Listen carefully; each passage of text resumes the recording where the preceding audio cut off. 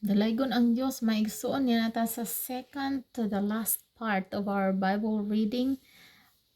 And we'll be reading the book of Malachi, chapters 1 and 2. Okay, so yan nata sa ika 364 nga adlaw sa pagbasa sa pulong sa Dios. Og atong basahan ang Malakias kapitulo 1 hangtod sa kapitulo 2. Wow, we're almost done. Okay, praise the Lord. Ingon dinhi ang palas-anon sa pulong ni Jehova alang sa Israel. Pinaagi kang Malakias, kamo gihigugma ko, nagaingon si Jehova, bisan pa ni ana kamo mingingon sa unsang pagkaagi nga ikaw nahigugma kanamo. Dili ba si Isaw mao ang igsuon ni Jacob? Nagaingon si Jehova, bisan pa ni ana akong gihigugma si Jacob.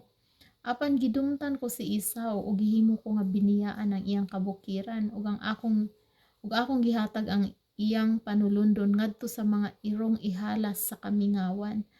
Bisan ang Idom nagaingon, kami nalaglag na apan mubalik kami og patindugo namo ang nagunob nga mga dapit. Mao kini ang giingon ni Jehova sa mga panon. Sila magapatindog apan ako magalumpag ug ang mga tawo magahingalan kanila nga utlanan sa kadautan ug ang katawhan nga gikaligot-gutan ni Jehova sa walay katapusan. Oh my goodness. Ug ang inyong mga mata makakita ug moingon kamo si Jehova padakuon sa unahan pa sa utlanan sa Israel. Ang anak nga lalaki nagatahod sa iyang amahan ug ang sulugoon sa iyang agalon nan kung ako amahan man hain ang akong dungog. Amen. Ug kung ako agalon ugaling hain man ang kahadlok kanako. Biingon si Jehova sa mga panon kaninyo, o mga saserdote nga nanagtamay sa akong ngalan, ug kamo nagaingon sa unsang pagkaagi nga among gitamay ang imong ngalan. Praise the Lord. Kamo nagahalad og tinapay nga mahugaw sa ibabaw sa akong halaran, ug kamo na nag-ingon sa unsang pagkaagi nga among gihugawan ikaw. Nga niana na nag-ingon kamo ang lamesa ni Jehova talamayon man. Ug kung kamo maghalad sa mananap nga buta, kana dili dautan. Ug sa diha nga kamo maghalad sa piang ug dauton, kana dili dautan. Igasa kana karon sa imong gobernador, mahimuot ba siya kanimo? Kung mudawat ba siya sa imong pagkatawo? Nagaingon si Jehova sa mga panon. Ug karon nagapakiloy ako kaninyo, pangalyo po sa kaluoy sa Dios aron siya magmaluluyon kanato. Kini nahimo pinaagi sa inyong mga kahimuan. Mudawat baka siya kaninyo? Nagaingon si Jehova sa mga panon. O nga may usa unta kaninyo nga magasira sa mga pultahan aron kamo dili maghaling og kalayo ibabaw sa akong halaran sa walay hinungdan. Ako wala mahimuot kaninyo, nagaingon si Jehova sa mga panon. Ni mudawat sa ako sa hala diha sa inyong kamot. Kay gikan sa pagsubang sa adlaw bisan ngadto sa pagsalop niini ang ngalan ko mahimong dako taliwala sa mga hentil ug sa tagsatag sa kadapit ang insyenso igahalad sa akong ngalan ug ang ulay nga halad kay ako ngalan mahimong dako taliwala sa mga hentil, nagaingon si Jehova sa mga panon. Apan kamo nagpasipala ni ana kay kamo na nag-ingon man ang lamesa ni Jehova gihugawan ug ang bunga ni ana bisan ang makaon niini talamayon man. Kamo na nag-ingon usab ani karon pagkamalaay niini ug kamo nangulihad nga mayubiton ni ana, nagaingon si Jehova sa mga panon. Ug inyong gidala kanako adtong nakuha pinaagi sa pagpanlupig ug ang piang ug ang masakiton mao kana ang inyong gidala aron ihalad. Dawaton ko baka gikan sa inyong kamot, nagaingon si Jehova. Apan tinunglo ang malimbungon nga sa iyang panon adunay mananap nga laki ug nagapanaad ug magahalad sa Ginoo sa butang nga may ikasaway. Tungod kay ako dakong hari, nagaingon si Jehova sa mga panon. Ang akong ngalan makalilisang sa taliwala sa mga hentil. Kapitulo 2. Ug karon o kamong mga saserdote, kining sugo alang kaninyo. Kung kamo dili managpatalinghog o kung kini dili ibutang ninyo sa inyong kasing-kasing aron sa paghatag himaya sa akong ngalan, nagaingon si Jehova sa mga panon. Nan igapadala ko ang tunglo kaninyo ug pagatunglohon ko ang inyong mga panalangin. Oo, sila gitunglo ko na tungod kay kini wala ninyo ibutang sa inyong kasing-kasing.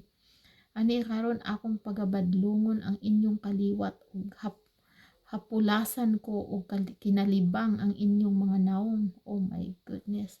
Bisan ang kinalibang sa inyong mga fiesta ug kamo pagakuhaon uban niini. Ug kamo mahibalo nga akong gipadala kining sugua kaninyo aron ang akong tugon anha kang Levi. Nagaingon si Jehovah sa mga panon. Ang akong tugon anaa kaniya sa kinabuhi ug sa pakigdait.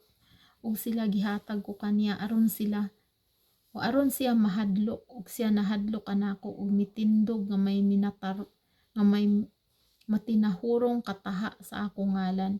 Ang kasuguan sa kamatuoran diha sa iyang baba, ang pagkadili matarong wala hikaplagi sa iyang mga ngabil. Siya naglakaw uban kanako sa pakigdait ug sa pagkatulid ug nagpabulag sa daghanan gikan sa kasalanan.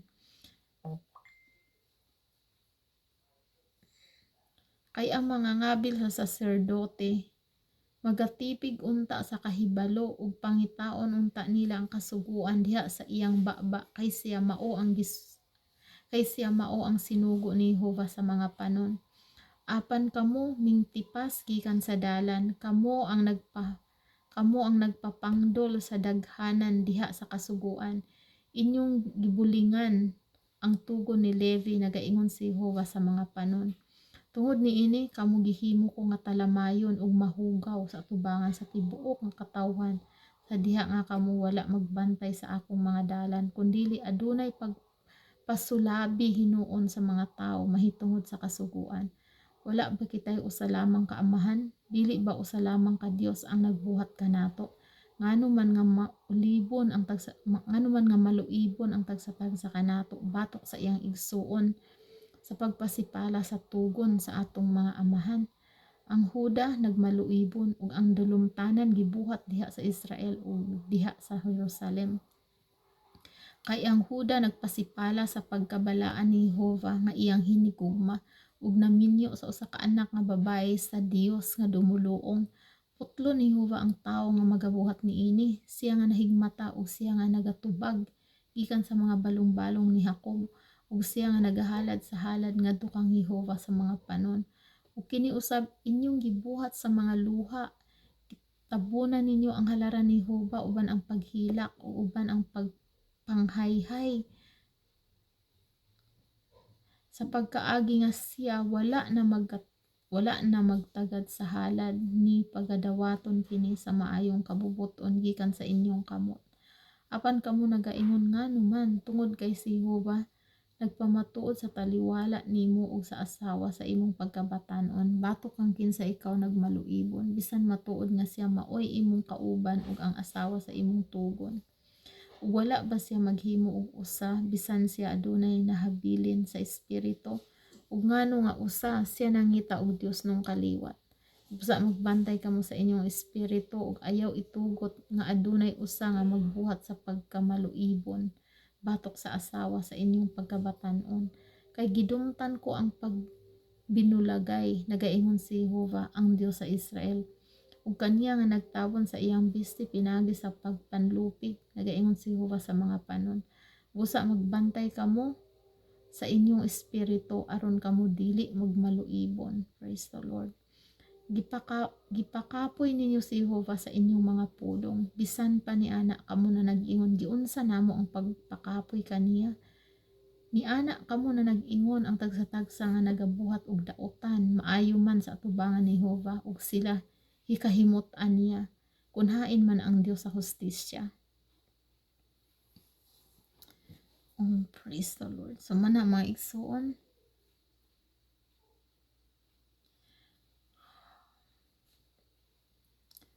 Ginoo namulong ka nato ingon nga atong amahan. Praise the Lord. God is very personal to us. Nalaygon ang Dios. Sa Gipadayag Kapitulo 21, itong basahon.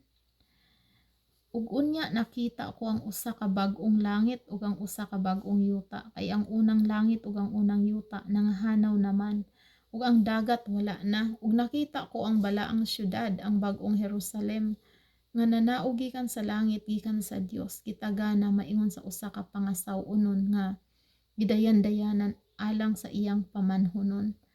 Ug nadungog ko gikan sa trono ang usa ka dakong tingog nga nag-ingon, tan-awa ang puloy-anan sa Dios anaa uban sa mga tawo. Siya magapuyo ipon kanila ug sila mahimong iyang katawhan, ug ang Dios gayod mao ang magpakig-uban kanila ug mahimong ilang Dios. Ug iyang pagapahiran ang tanang luha gikan sa ilang mga mata, ug ang kamatayon wala na. Ug wala na usab unyay pagminatay, ni paghilak, ni kasakit, kay ang unang mga butang nangagi na. Ug ang naglingkod sa trono miingon, tan-awa, ginabag-o ko ang tanang mga butang. Usab miingon siya, isulat mo kini kay kining mga pulonga, kasaligan ug matuod. Ug siya miingon kanako, natapos na, ako maong Alpha ug ang Omega, ang sinugdan ug ang katapusan. Kaniya nga giuhaw ihatag ko ang tubig nga walay bayad gikan sa tuburan sa tubig sa kinabuhi. Ang magamadaogon makapanag-iya niining maong panulundon, ug ako mahimong iyang Dios ug siya mahimong akong anak. Apan alang sa mga talawan ug sa mga dili matinuohon ug sa mga malaway, alang sa mga mamumuno ug sa mga makihilawason ug sa mga lumayan ug sa mga magsisimbag mga Dios-Dios ug sa tanang mga bakakon, ang ilang bahin mao ang paghiadto sa linaw nga nagasilaob nga kalayo ug asupre nga mao ang ikaduhang kamatayon. Unya mitungha ang usa ka pito ka mga manulunda nga may pito ka mga panaksan nga napuno sa katapusang pito ka mga hampak. Ug kanako misulti siya nga nag-ingon, umari ka, ipakita ko kanimo ang pangasaw-unon, ang asawa sa kordero. Ug diha sa espiritu gidala niya ako ngadto sa usa ka dako ug kataas nga bukid, ug iyang gipakita kanako ang balaang syudad sa Jerusalem nga nanaog gikan sa langit gikan sa Dios, nga may himaya sa Dios, kinsang kasidlak sama sa usa ka batong hamili nga talagsaon kaayo sama sa batong haspe matin-aw murag kristal. Kini adunay dako ug mahabog nga paril nga may napulog duha ka mga pultahan. Ug sa pultahan anaay napulog duha ka mga manulunda, ug diha sa mga pultahan nasulat ang mga ngalan sa napulog duha ka mga banay sa kaliwatan ni Israel. Sa sidlakan may tulo ka mga pultahan, sa amihanan may tulo ka pultahan, sa bagatan may tulo ka mga pultahan, ug sa kasadpan may tulo ka mga pultahan. Ug ang paril sa syudad may napulog duha ka mga sukaranan, ug kanila diha ang mga ngalan sa napulog duha ka mga apostoles sa kordero. Ug ang nakigsulti kanako may barahan nga bulawan aron isukod sa syudad o sa mga pultahan o sa mga paril niini. Ang syudad nahimutang nga kwadrado ang iyang gitason sama sa iyang gilapdon, ug pinaagi sa iyang barahan iyang gisukod ang syudad ug kini mga 2,000 ug 400 ka kilometro. 2,000 ug 400 ka kilometro. Wow, this is very big.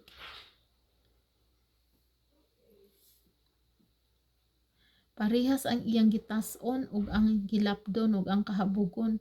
Gisukod usab niya ang paril niini nga may mga kan-uman ug 6 ka metro. Sumala sa sinukdan sa tawo nga maoy pagsukod niini sa manulunda. Ang paril hinimog batong haspe, samtang ang syudad lunsayng bulawan. Matin-aw murag bildo. Ang mga patukuranan sa paril sa syudad gidayan-dayanan sa tanang matang sa mga batong hamili. Ang nahauna haspe, ang ikaduha sapiro, ang ikatulo Calcedonia, ang ikaupat Esmeralda, ang ikalima Sardonica, ang ikaunom Cornalina, ang ikapito Crisolito, ang ikawalo Berilo, ang ikasiyam Topacio, ikanapulo Crisopraso, ang ikanapulog usa Jacinto, ang ikanapulog duha Amatista. Ug ang napulog duha ka mga pultahan hinimog napulog duha ka mga mutya. Praise God. Ang matag usa ka pultahan hinimog usa lamang kabuok mutya. ug ang kadalanan sa syudad lunsayng bulawan matin-aw murag bildo. Ug wala ako'y nakitang templo sa syudad, kay ang templo niini mauman ang Ginoong Dios nga makagagahom sa tanan ug ang kordero.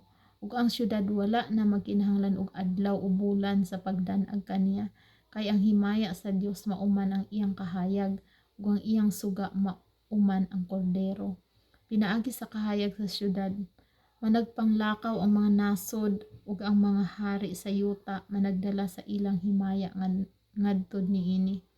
Ug ang iyang mga pultahan dili gayud pagasirahan sa maadlaw, kay wala may gabii didto. Ilang pagadad-on ngadto niini ang himaya o kadungganan sa kanasuran, apan dinhi niini walay bisan unsang mahugaw nga pasudlon ni ang nagapatasan sa malaway o sa pagpamakak, kundili sila lamang nga nahisulat diha sa basahon nga iya sa kordero, sa basahon sa kinabuhi. Praise the Lord. Hallelujah. Wow, are you ready for that, may mga kaigsuunan? Mga salmo, itong basahon, mga salmo 149.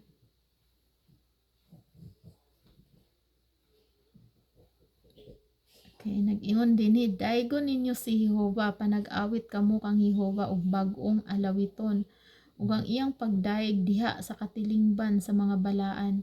Papaglipaya ang Israel diha kaniya, nga mao ang nagbuhat kaniya. Papagmayaa ang mga anak sa Sion sa ilang hari. Ipapagdaig kanila ang iyang ngalan sa pagsayaw.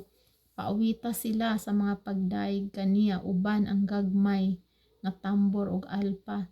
Kay si Jehova mahimuot sa iyang katawhan, himuon niyang matahom ang mga maaghop uban sa kaluwasan. Papaglipaya ang mga balaan sa pagdaog sa himaya. Paawita sila sa kalipay diha sa ilang mga higdaanan. Itugot nga ang hataas nga mga pagdaig sa Dios anha unta sa ilang mga baba.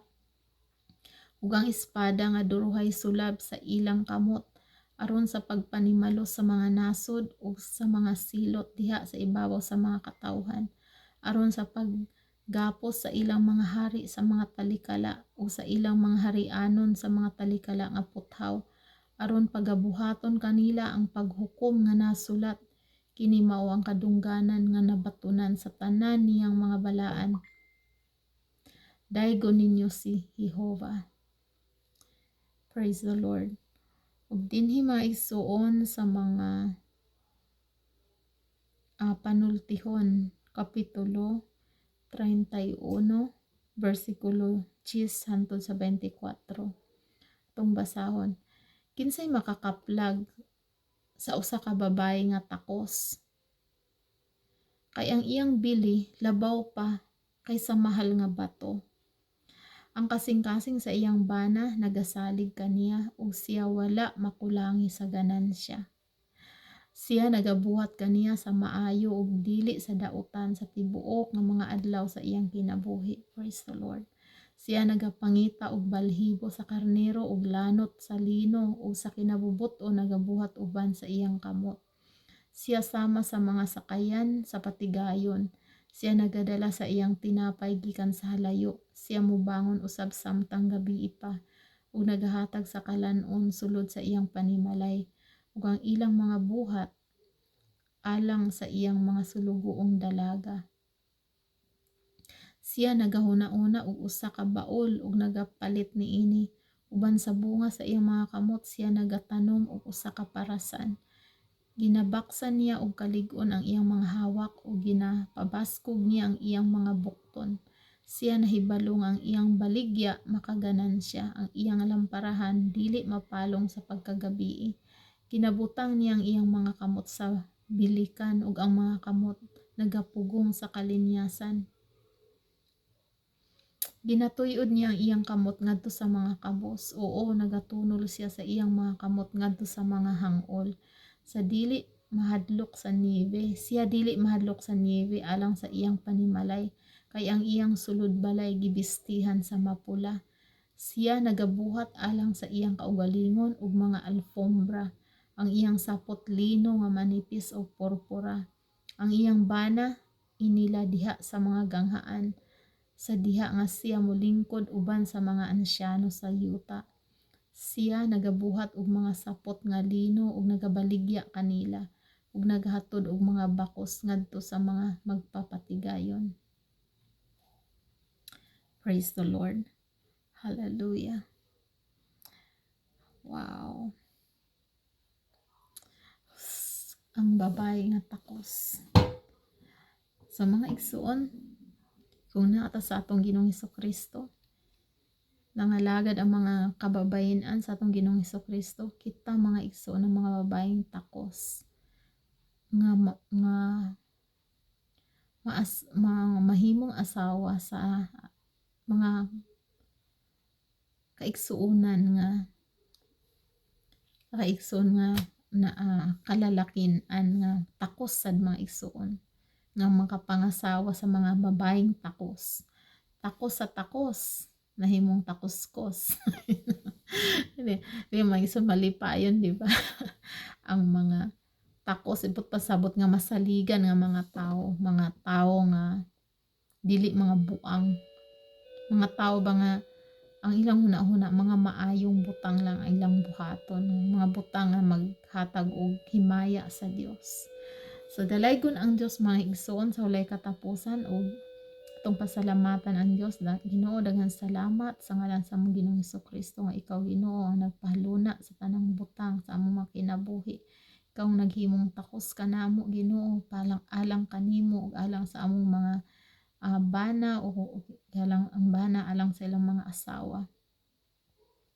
Dalaygon ka sa walay katapusan tungod Ginoo kay imong mga buhat matahom Ginoo, makalipay Ginoo, makalingaw, makahatag og kinabuhi, mga maayong butang Lord. Wala na